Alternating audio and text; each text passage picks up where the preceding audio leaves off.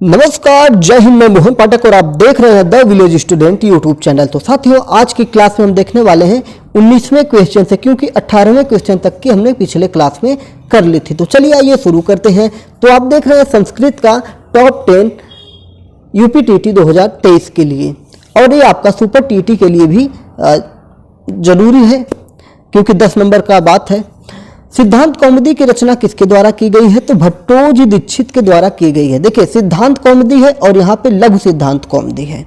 ठीक है, क्या क्या है? सिद्धांत कौमुदी है और यहाँ पे लघु सिद्धांत कौमुदी है। दो चीजें यहाँ पे आपको दिख रही हैं। इन दोनों क्वेश्चन को एक साथ लेने का मतलब है कि आपके कॉन्सेप्ट यहाँ पे क्लियर हो जाए। तो सिद्धांत कौमुदी की रचना भट्टोजी दीक्षित ने की है, और लघु सिद्धांत कौमुदी की, लघु मतलब छोटा होता है, ठीक है, लघु सिद्धांत कौमुदी की रचना किसने की है? तो वरदराज मुनि ने की है। तीसरा क्वेश्चन है, अभिज्ञान शाकुंतलम की रचना किसके द्वारा की गई है? अभिज्ञान शाकुंतलम की रचना किसके द्वारा की गई है? कालिदास जी के द्वारा की गई है। अभिज्ञान शाकुंतलम की रचना किसने की है? तो कालिदास ने की है। रघुवंशम भी आपका कालिदास की रचना हो जाएगी। ठीक है, रघुवंशम किसकी रचना हो जाएगी? कालिदास की रचना हो जाएगी। आइए हम चलते हैं अगले क्वेश्चन पे। भारत का सबसे प्राचीन धर्म ग्रंथ कौन सा है? भारत का सबसे प्राचीन धर्म ग्रंथ कौन सा है? तो ये आपके वेद हो जाएंगे। जो हमारे वेद होते हैं वो क्या है? भारत के सबसे प्राचीन धर्म ग्रंथ होते हैं। अगर हम बात करेंगे वेदों की संख्या कितनी है, तो 4 होती है। यजुर्वेद, ऋग्वेद, अथर्ववेद और सामवेद। तो कितने हो गए? 4 वेद आपके हो गए। चलिए आगे के क्वेश्चन हम देखते हैं।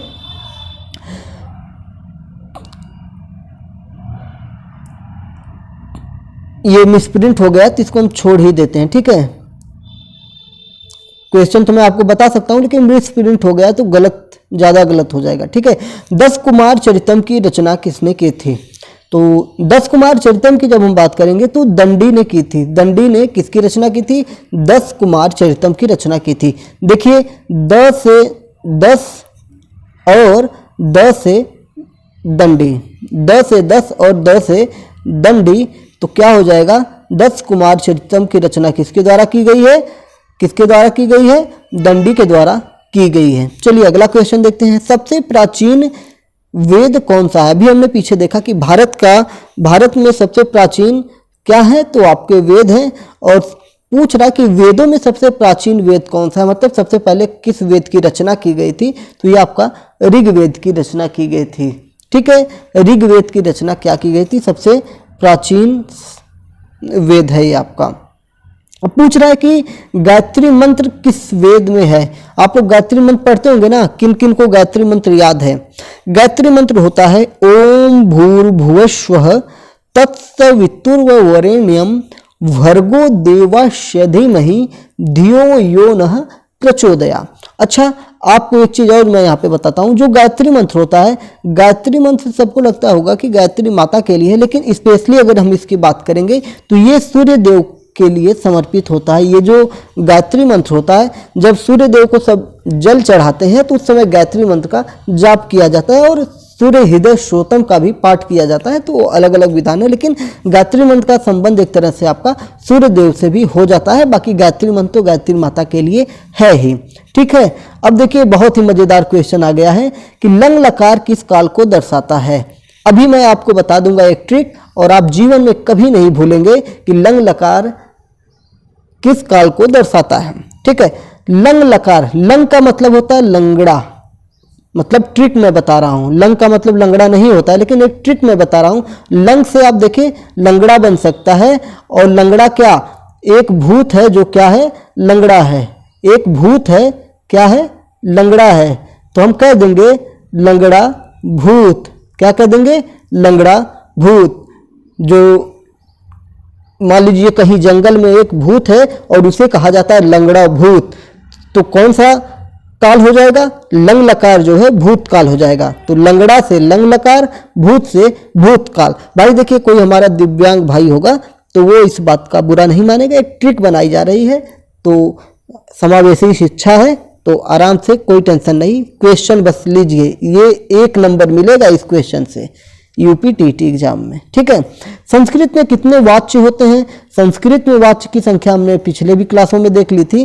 संस्कृत में 3 प्रकार के वाच्य होते हैं। ठीक है, संस्कृत में कितने वाच्य होते हैं? 3 वाच्य होते हैं। ठीक है, और हिंदी में कितने वाच्य होते हैं ये आपको बताना होगा।